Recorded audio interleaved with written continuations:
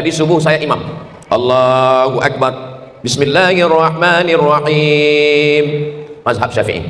Kalau mazhab Maliki, Allahu Akbar. Alhamdulillahi Rabbil Alamin. Tidak pakai bismillah. Ustaz, kau tahu? Saya belajar di Maroko, Mauritania, Aljazair, Tunisia, Andalusia. 5 negara ini mazhabnya Maliki. 100% Maliki. Tidak pakai bismillah. Allahu Akbar. Alhamdulillahi Rabbil Alamin. Saudi Arabia, mazhab Hambali. Allahu Akbar. Alhamdulillahi Rabbil Alamin. Ar-Rahmanir Rahim. 3 mazhab. Mazhab Syafi'i jahar, Bismillahirrahmanirrahim. Mazhab Maliki tidak pakai basmalah sama sekali. Mazhab Hambali dan Hanafi sir. Yang benar mana Pak Ustaz? Semuanya benar.